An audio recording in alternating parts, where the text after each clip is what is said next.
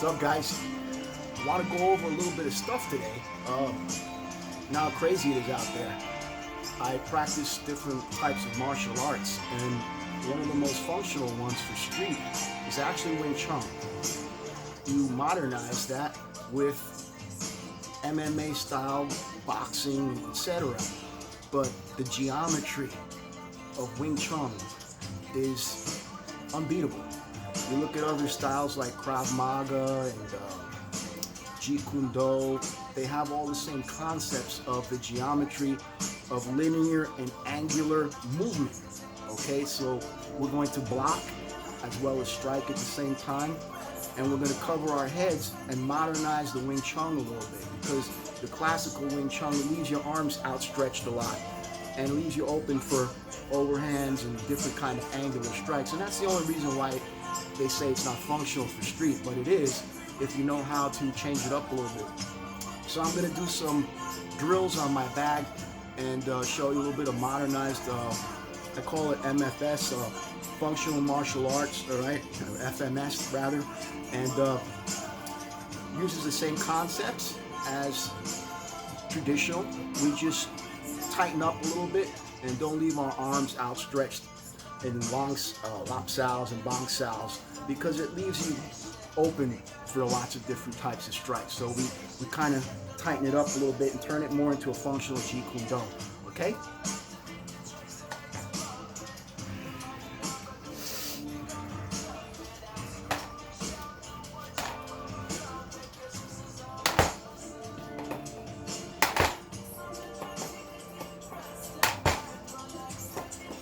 Right, so guy throws a punch at you, right? It's coming in at your face, and you have two alternatives, right? You have two options. You can stop the strike coming with the outside of your arm, right?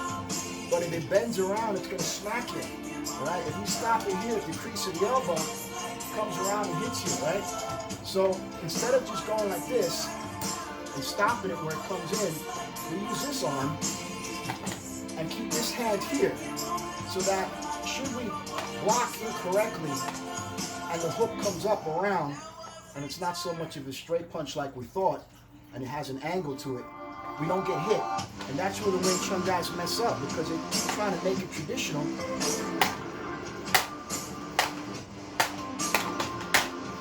and the punch comes in and hits them because they're trying to keep it to those linear angles of straights, right? And we know that real martial arts and street martial arts is different, right?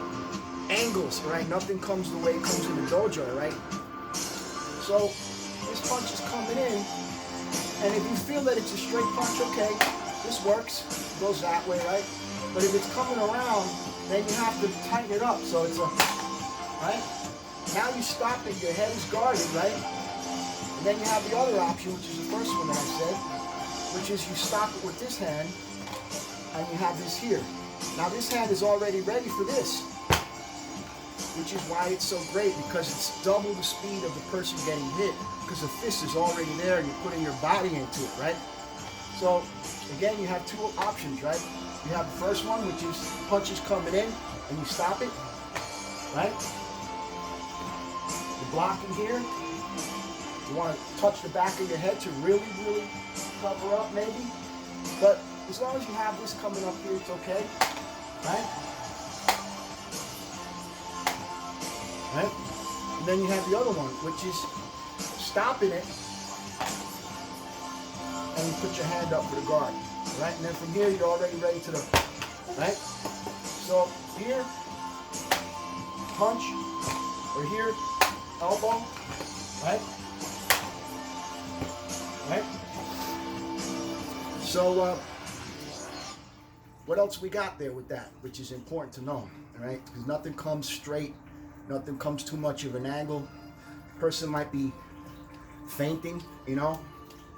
And then you have your hand out here, they make you go like this, and then they hit you in the gut, all right? So, it's a chess match, all right? As soon as the person comes in, by keeping your traditional guard, I don't have to worry about where it's coming from, because as soon as that punch breaks the quadrant, my eyesight and my peripheral vision knows that it's an up block or a down block. So we're blocking two spots usually at once while we're ready to strike, right?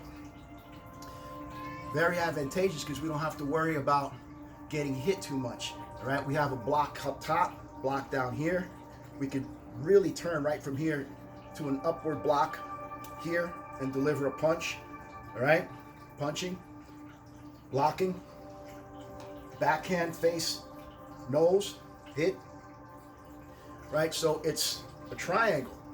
It's a plum flower, which is why I love Kung Fu so much, because it's geometrical, right? We have the plum flower, then we have the sides, then we have the bottom, all right? So this cross is very important because anything here, anything here, anything here, anything here goes to the different blocks, right?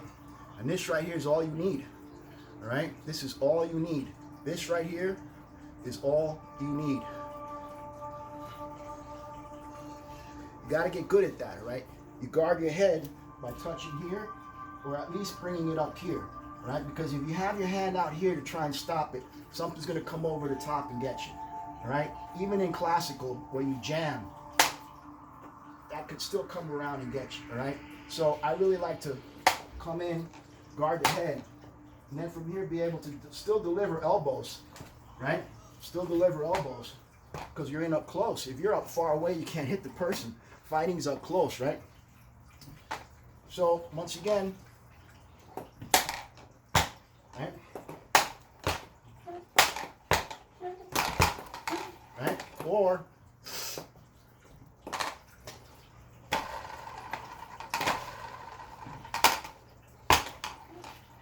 right?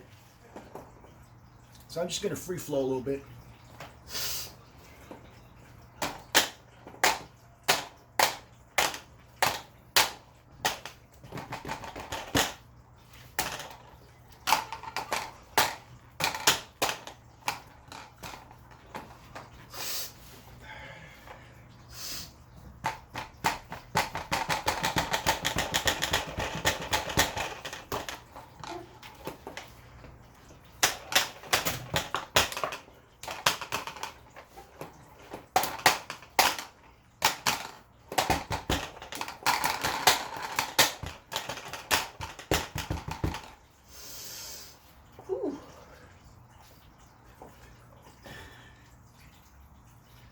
Right.